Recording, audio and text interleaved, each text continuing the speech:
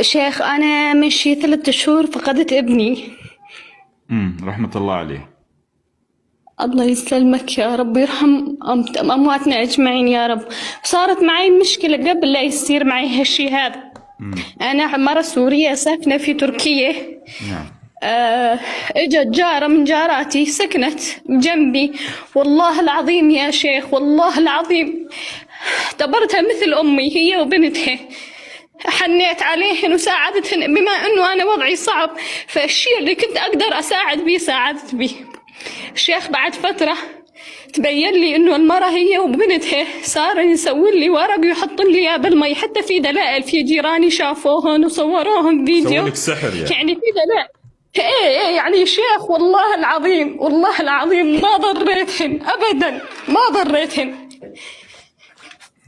فبعد هالشي هذا يمكن تقريبا 20 يوم طلعنا من المنطقة اللي نحن فيها، رحنا على غير منطقة. كل سنة نحن متعودين انه ناخذ الولاد شي شغلة 10 ايام 15 يوم انه يعني يغيرون جو الولاد.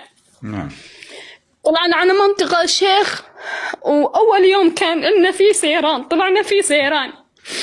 فشيخ ابني كان صغير، ابني عمره 2 وشهر، كان صغير وكان يلعب معانا وما عين الله عليه ما أحلاه.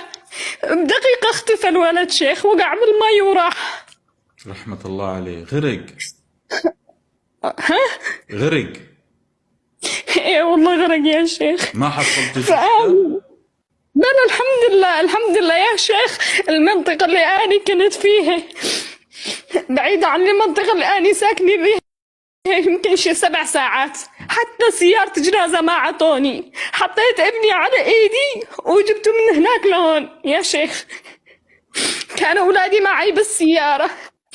شيخ لحد الان انا ماني قادرة استوعب انه ايش صار مع ابني. الحمد لله الدقيقة اللي عرفت بيها انه ابني صار معاه هالشي هذا قلت انا لله وانا اليه راجعون. الحمد لله. بس شيخ كل ما تعدي الايام يوم ورا يوم يوم ورا يوم احس بصعوبة شيخ. والله العظيم والله العظيم يجوز تصدقني يجوز ما تصدقني، يعني حطيت له حتى هي يعني تكرمون عن طاريها بوط وحطيته عند الدرج عند راسي كل يوم بالليل اشم ريحته بس انه اقدر انام. فيا شيخ انا كل يوم الصبح اقعد واصلي وادعي